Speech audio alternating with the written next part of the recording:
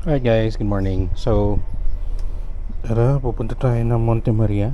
And of course, kasama natin ang ating ever reliable na si Pugak. Ayan. Medyo matagal-tagal tayo hindi napag-vlog. And since medyo hindi masyado mainit today, at sana hindi rin umulan, kasi medyo nagbabadya, ayun. Sana hindi ganun kainit at huwag lang sana umulan. And ayun, hindi na si Pugak. Ito na lang ulit ang ating considered the long ride for now. And by the way, ako merong ganito. I'm not sure kung kami lang.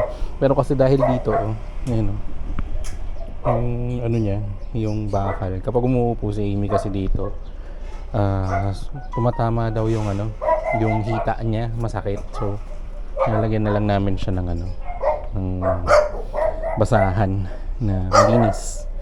Ayan. And of course, meron tayong cover ng ating bag kasi mahirap na. Although leather naman siya, sabi naman ni isang sample maker, it's okay naman siya na maulanan, pero of course, para hindi masira kagad. Yan ang ating camera equipment, and then jacket. Ayan. So, tara, let's tayo. Medyo mahaba-haba ang biyahe. Let's go!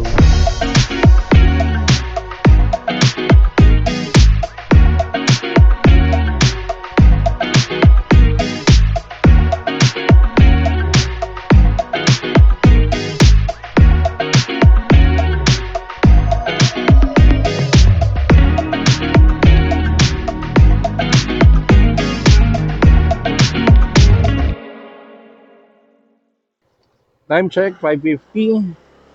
At ang ruta natin is mula dito papuntang Mindanao Ave, tapos EDSA, tapos Macapagal, tapos dun sa may Bulungan, Cavite, sa may Cavite, sa may Bacoor, tapos Molino, tapos Paliparan. Yung last na dinaanan natin papuntang Tagaytay. Kasi technically dadaan pa rin talaga tayo ng Tagaytay, pababa ng Nasugbu. Hindi Nasugbu, Lemery. Lemery pala yung dadaanan natin. Papuntang Batangas City. Tapos hinto tayo ng Twin Lakes kasi meron tayong kasama for today's video. Hindi, same person na kasama natin last time, si Jam. So kung yung kasama natin na nagtaal, siya rin yung kasama natin this today. So ayun, balikan ko kayo later at drive lang muna tayo. Let's go!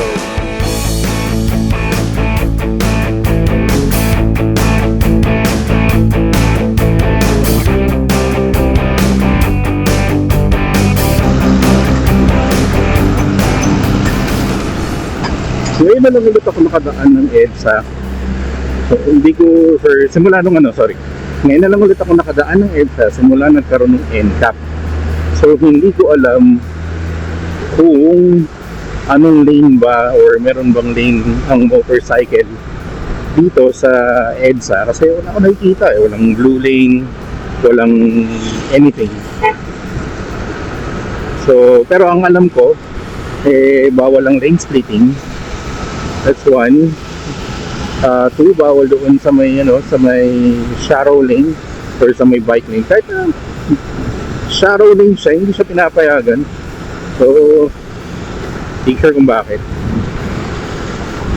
Pero since hindi naman traffic, let's just stay on our lane. Ayun, nakikita ako dun sa sa taas, dun sa may bridge. Sa may kanan at kaliwa sila. So, hindi ko lang, pero ang alam ko merong markings dito sa may left side ng motorcycle.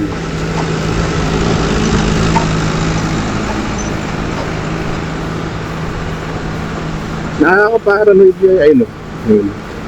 Nakaka-paranoid kasi itong NCAP na to. Parang isang maliit na na pagkakamali, huli ka. Diba? So ako actually, 'di ba, alam niyo naman naglalala-move ako. nag-stop na ako maglalamove. Doon na lang ako sa bahay, work na lang talaga. And then paminsan-minsan nagbebenta ng mga lutong pagkain kasi sa pagkain sa Lalamove, parang parang ewan ko, parang anytime pwede ka mahuli or something, kahit na sabihin mo wala ka namang ginagawang masama o mali, parang bigla ka na lang magkakaroon ng violation. Parang feeling ko ganun. Anyway, ayun pa pala, no? Yung dun sa mga may nakikita kasi ko mga videos nagsasabi na bawal na nga daw ang mga motor sa overpass tsaka sa underpass, sa mga bridge, mga ganun. So well, clearly ang dami kaming dumaan sa sa overpass, so not sure kung totoo yun.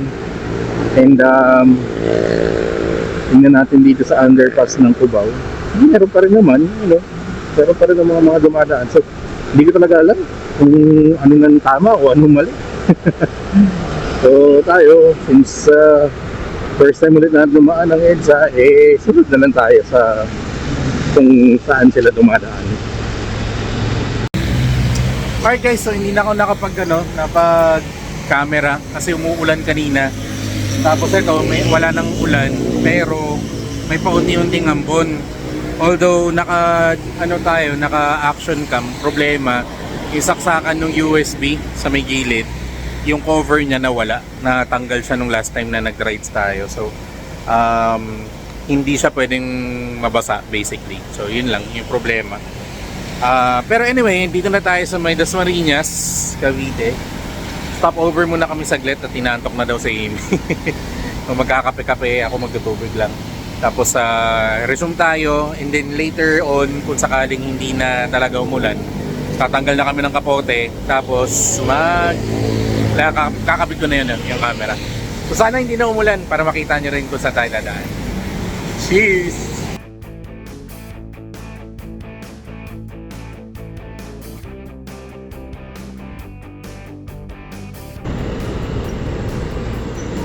Alright, so huminto na yung ulan. Medyo nag-clear out na rin ng sky. Ayan o. At wala na yung mga ambon-ambon. Kanina kasi mayroon pa eh. So nag-decide na ako ikabit tong camera para makakuha tayo ng video habang nagda-drive. So tara, drive muna tayo. Let's go!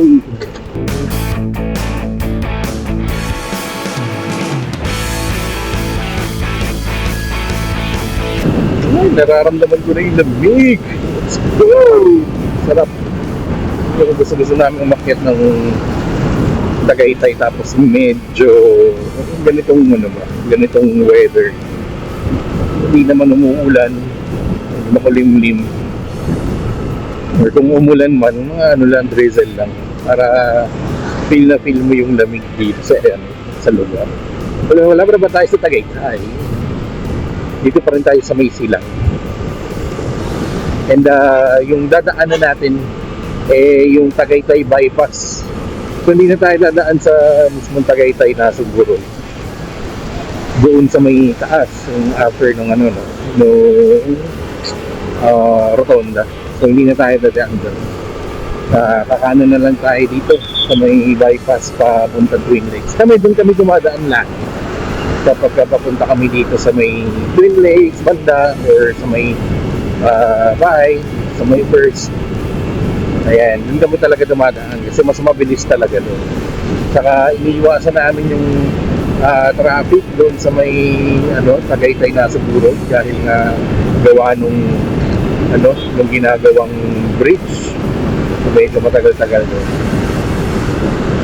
Kayo ba, dito rin ba kayo dumadaan? Comment nyo nga dyan.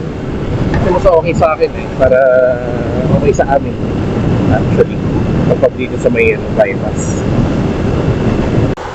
Ayan, so ito na yung papasok ng Tagaytay Bypass Road. Kakanan tayo dito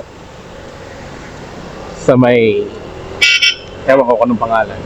Pero ang alam ko Tagaytay Bypass Road. Ayan, so tapos ito, dire-diretso na to. Tapos ang ano na to, ang tumbok Mendez. Dito sa may Mendez, Tagaytay Mendez Road, kaliwa. Tapos ang labas nun dun sa may ano na, sa may ilalim nung ginagawang bridge. So hindi ka na talaga pipila dun sa ano, sa traffic mismo. Alright. So yun, time check 8:53 ng umaga. So umalis tayo kanina ay 5:50. So 3 hours na tayong nagdadrive.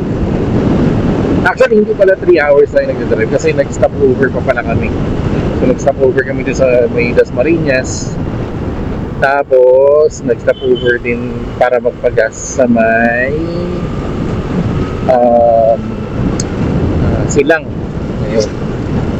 Tsaka hindi rin tayo makapagmadali. Ang takbo natin kanina parang mga 40-50 lang. Madalas 40 lang kasi nga umuulan.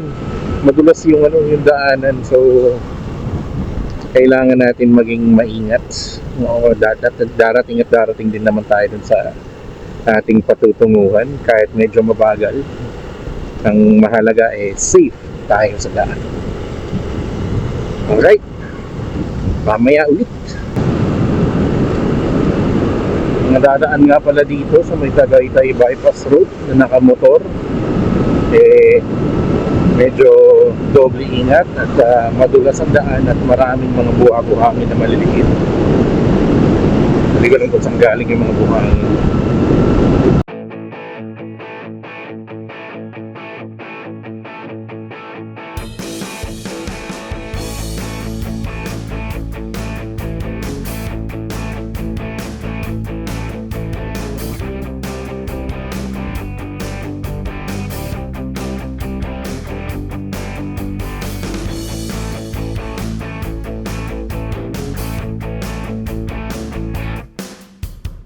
Okay, ito na.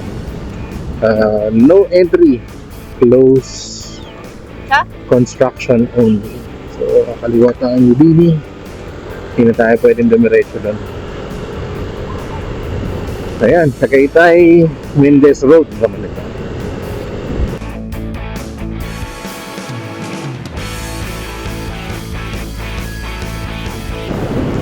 Ayan, pagka nakita nyo yun, hindi ko lang alam kung kita doon sa video. Pero dyan sa may pinakadiretso, ayun yung ano, yung bridge na ginagawa. Tayo, kakanan tayo dito. Ay, dito yung may nahulog na kotse. May nahulog ang kotse. Diba? Dito kaliwa. Saan? Yung dinaan, itong daanan na to, yung ba't nagdulo na? Doon? Ayun, tumagilid ng kaunti. May nahulog yung kanal.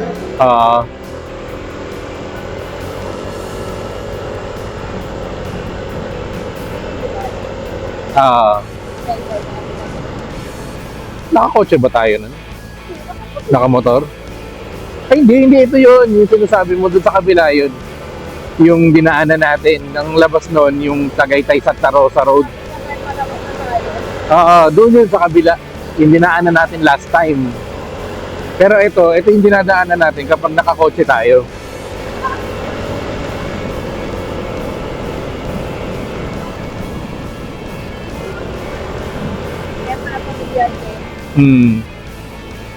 Yung ano, yung nasira yung ano, yung cover.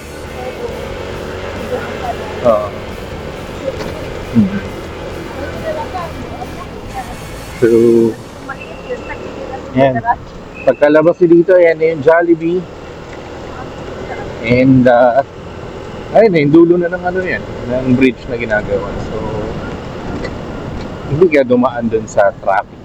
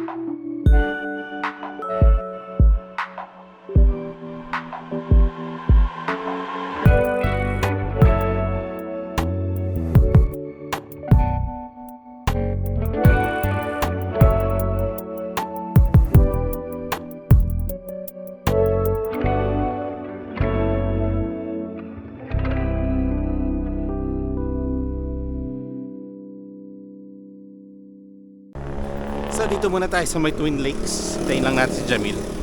Tapos papahinga muna rin kami. Kakain.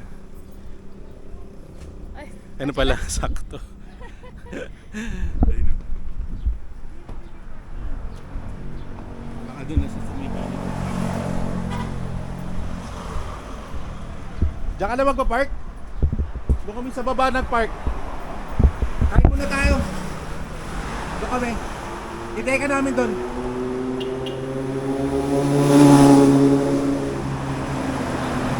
Ha? Hintayin ka namin doon.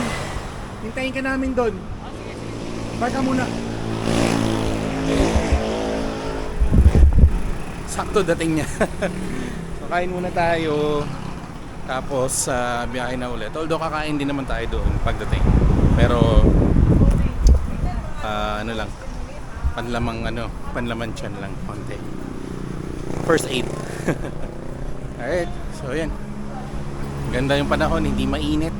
Umigil na yung pag-ulan. Sana dire-diretso na yan.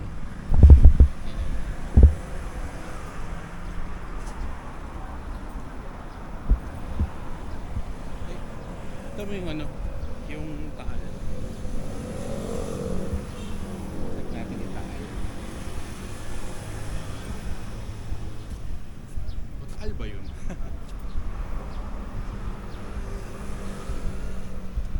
Parang fog or sober. Anyway, baba tayo dun kasi may mas magandang dun, tambayan tsaka viewpoint or view area.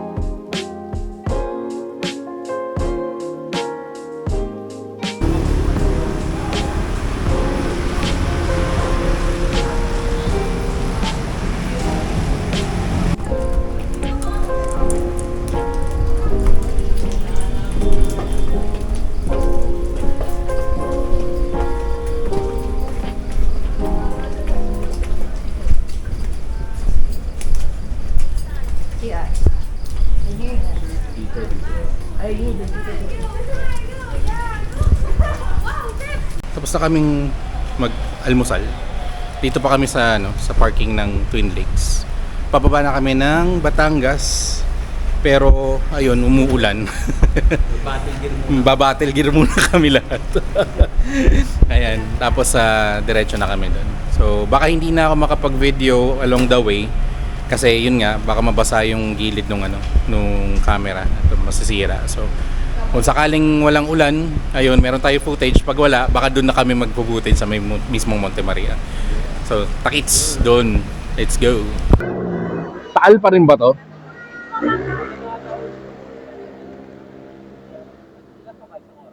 Isang oras, 1 hour 10 minutes. Oo. Tara. Alright. Kumano ka muna. Medyo Kasi may halaman. huminto na ang ulan. So, nagtanggal na tayo ng ating battle gear. Pero yung pambaba nandito pa rin just in case. Tapos nilabas na natin ang ating camera para makakuha tayo ng counting footage habang nagmamaneho. So 1 hour 10 minutes bago tayo dumating dun sa Monte Maria. Oo nga pala, share ko lang dun sa mga bumabiyahe araw-araw, tapos lalo na ngayon maulan. Ito, ang ganda niya, makakita mo pa rin yung cellphone sa loob.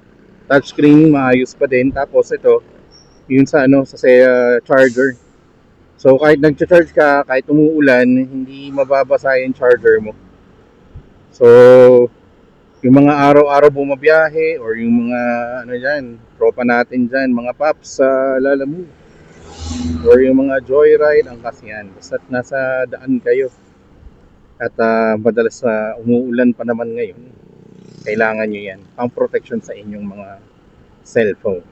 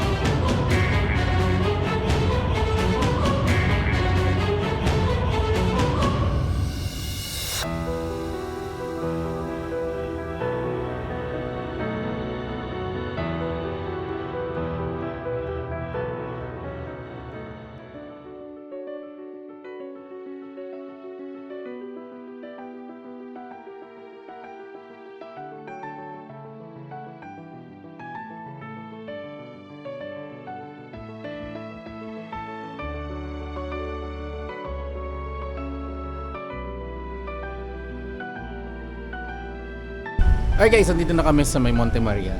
And couple of things bago tayo umakyat doon kasi ayun siya. Ayun, yung Monte Maria.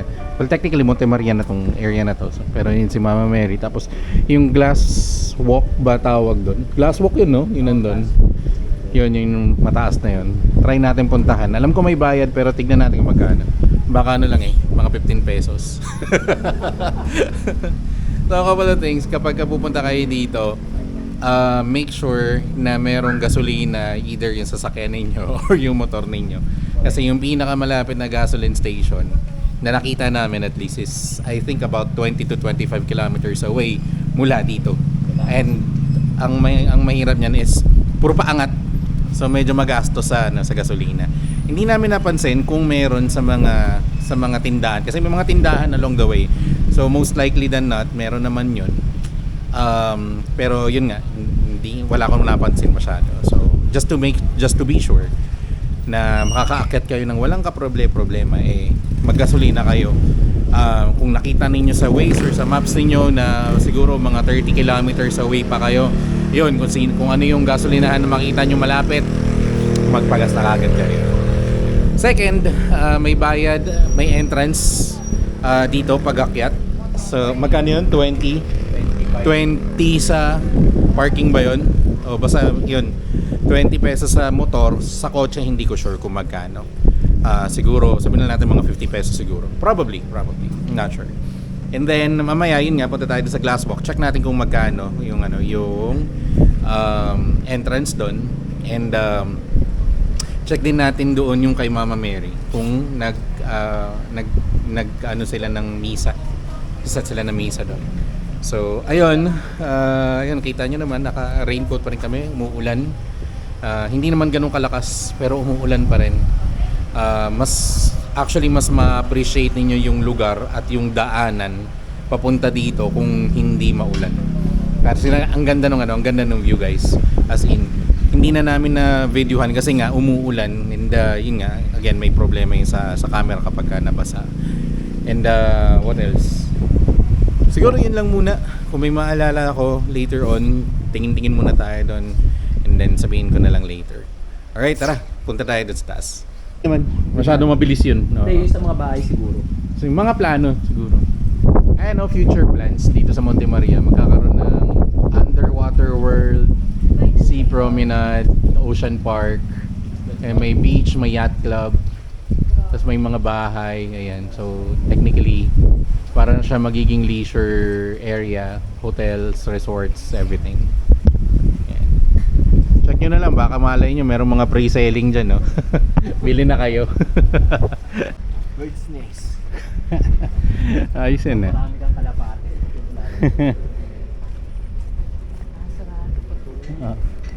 Oo nga, no? Ayan.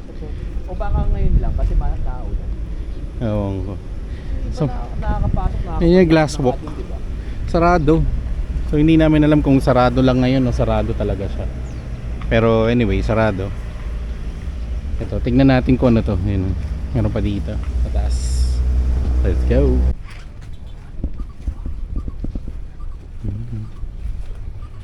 Ayun, may chapel dun, oh. Ayun. So hindi ko alam kung dun yung mga mass. Try natin puntahan later kung pwede. So ito, meron din dito. May mga, siguro gagawin mga ano to, parang mga Airbnb. Not sure, pero ano siya, pwedeng tirahan, you know, futuristic style.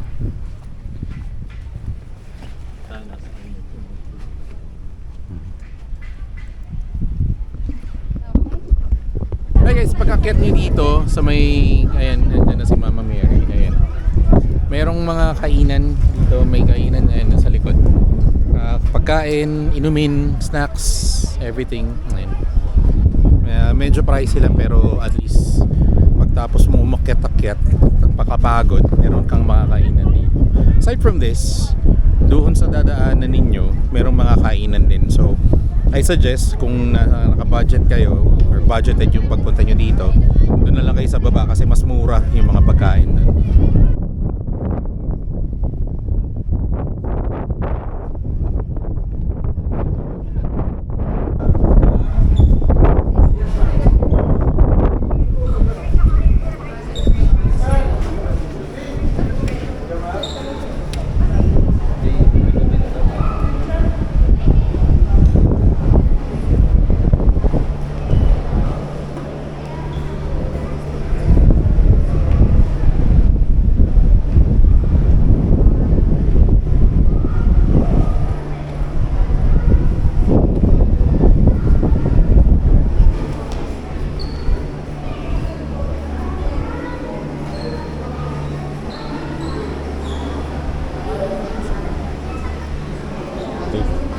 Kasi ito yung pila.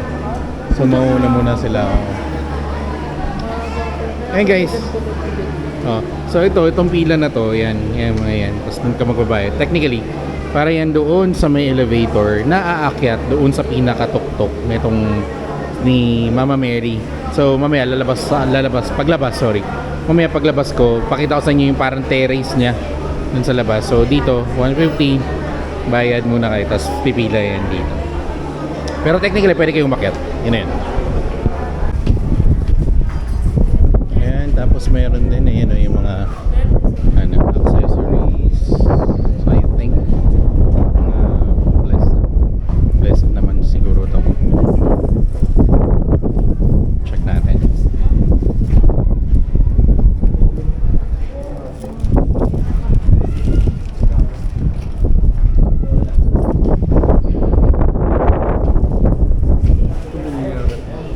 Ayan, iba-iba. Meron din mga rosaries, and then I think dito nila hino-hold yung mass. Yeah, I think. Ayan. Ilang hindi ko alam kung ano yung schedule ng misa. Pero ayan siya. Itsura niya kasi Ayun yung terrace. So yung 150, pwede kayong umakyat doon sa tuktok. So, and ito pa pala, pwede kayong maghulog ng insert 4 pieces. And so 20 pesos technically. 4 pieces ng 5 peso coins. Ayan. So yun lang guys. At yung first time namin dito sa may Monte Maria. Ganda siya actually. Mas ma-appreciate ninyo yung ganda niya kung hindi umuulan. So ayan, mas na-appreciate namin siya ngayon kasi medyo clear out na at wala nang ulan. At ayun lang, medyo maraming lakaran. Mas ma-appreciate nyo nga yung ganda niya kapag hindi umuulan. Yung daanan, yung view dito sa taas. And yung actually hindi maraming man tao, hindi may ingay, or siguro ngayon lang. Pero may mga bata na nagtataka, pero hindi siya ganun kaingay. So medyo may pagka-solemn pa rin talaga. And this is one of the places that you must visit kasi maganda siya. So kung magra-rides kayo, this is a must place to go to. And again, kung papunta kayo dito 25 to 30 kilometers away from Monte Maria mismo, magpagasolina na kayo kasi walang malapit na gasolinahan dito sa may area. Alright, so ayun lang. Alam ko medyo matagal tayo hindi nakapag-upload, pero we're trying our best to make contents, or at least upload contents every week. And start ulit tayo this week na mag-upload ng mga contents. So yun lang guys. So kung may mga places kayo na gusto nyong i-check out natin, mga restaurants na gusto nyong i-review natin, na just comment down below. And dun sa mga bago lang dito sa channel na to, we are Jason's Tasty Voyage or Jason's TV, and we do food, travel, and moto vlogging. And ayun, I think yun lang. So kung hindi ka pa na-subscribe, please click on the subscribe button, click on the notification bell para updated kayo sa lahat ng videos natin. At andyan din yung playlist. Panoorin nyo na yung iba natin mga videos. Alright, so again, this is Jason. Thank you for watching this video, and see you in the next one. Peace out.